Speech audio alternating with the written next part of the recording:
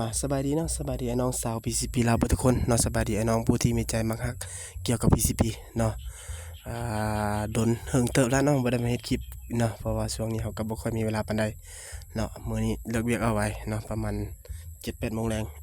5-6 โมงแลงเนาะก็เลยว่ามามีเวลามาเฮ็ดคลิปให้ไอ้น้องเนาะ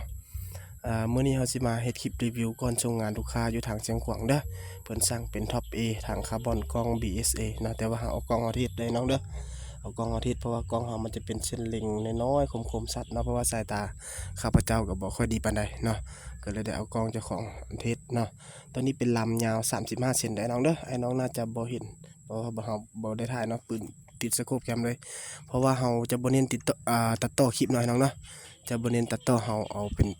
คลิปไหลยาวเลยอัดสดๆเลยเนาะ มาเทศกันเลยเนาะมาเทศกันเลย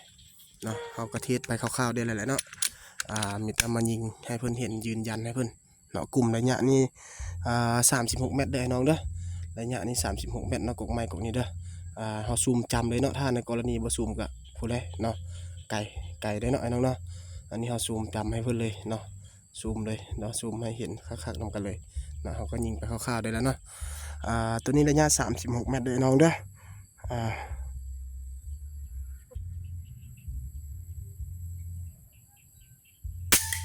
เห็นป่ะเนาะถือว่าเข้าบอลเก่าเลยเนาะเข้าบอลเก่าเลยได้น้องเนาะเนาะ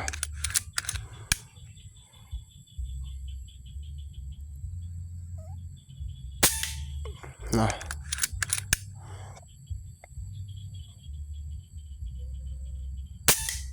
เนาะเปลือกไม้แตกออกเลยเนาะ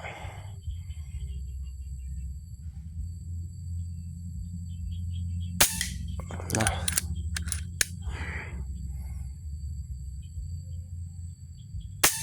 เนาะถือว่าเบิดเนาะพอดีแม็กนึงเนาะ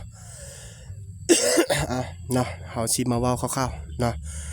ห้านเฮาเนาะอะไรทุกอย่างแม่นบ่มีเก็บปลายทางเด้อน้องเด้อไอ้น้องคนใดสนใจเนาะเครื่องตัวใดก็ให้ทักมาตามเบอร์โทรเฮา956118869เด้อน้องเด้อนอกจากท็อป A ในแล้วห้านเฮายังมี MC K2 แล้วก็ทักที่ข้อเนาะทักที่ข้อยังหลายเด้อน้องเด้อสนใจทักมาแล้วก็ท็อป A นี่แฟกเตอร์อีกบ่ดนน่าจะเข้ามาแล้วเนาะเป็นแฟกเตอร์เด้อน้องเด้อฝากไอ้น้องเบิดทุกคนเนาะอุดหนุนเด้เนาะแล้วก็กดติดตามช่อง YouTube ไปเด้อไอ้น้องผู้ที่เข้ามาเบิ่งใหม่เนาะเพื่อให้เห็นคลิปเราจะพยายามรีวิวเครื่องใหม่ๆให้ไอ้น้องเมื่อกี้นี่บ่ฮู้ว่าไอ้น้องเห็นหรือบ่เพราะมันย้อนแสงแดดเนาะมันใกล้สิเบิดแสงแล้วเนาะมันออกมืดๆเป็นขาวๆมัวๆจังได๋บ่แล้วเนาะเนาะแต่ว่านี่เนาะบอลขาวๆนี่เลยเฮายิงกลุ่มเมื่อกี้นี่เนาะบ่ฮู้ว่าไอ้น้องสิเห็นหรือบ่เนาะคิดว่าน่าสิเห็นเนาะเนาะเห็นบ่เนาะบอลขาวๆนี่เลยในขอบนี่บ่แม่นเด้อน้องเด้อเป็นเปลือกไม้แตกออกเนาะจุดลูกปืนที่เฮาตกก็เป็นขาวๆบอลยางย้อยนี่ออกมาเลยเนาะถือว่ากลุ่มเฮาน้อยๆนึงได้เนาะอันขาวๆเปลือกไม้แตกออกนี่บ่แม่นเด้อน้องเด้อกลุ่มเฮาแท้ๆมันอยู่ในนี่เลยเนาะในกากบาทดำๆเฮานี่เลยเนาะอยู่ในดำๆนี่เลยกลุ่มน้อยๆเด้อน้องเด้อเหลือนั่นแหละมันปีกเปลือกไม้แตกออกเนาะไอ้น้องคนใดสนใจก็ให้ติดต่อมาตามเบอร์โทร956118869แล้วสำหรับไอ้น้องผู้ใดเนาะที่เข้ามาเบิ่งใหม่เป็นลูกค้าใหม่บ่ทันเข้าใจในการซื้อขายก็ให้ติดตามไปเนาะเพราะว่าซื้อขายเครื่องอันนี้แน่นอนว่ามันบ่มีเครื่องเก็บปลายทางอยู่แล้วเนาะบ่มีเงินเก็บปลายทางมีแต่โอนลอยอย่างเดียวเด้อไอ้น้องเด้อมีแต่สิสั่งอันนี้มันต้องได้ทำใจเนาะได้ศึกษาเนาะคอยบอกตลอดเนาะเว้าตลอดย้อนว่าอยากให้ไอ้น้องมีสติเพราะมิจฉาชีพอยู่ในแต่ละสายมีเบิดเนาะแต่ว่าเราต้องมีสติในการสั่งเครื่องเงินอยู่ในถุงเราค่อยเว้าตลอดย้ำตลอดเกือบว่าทุกคลิป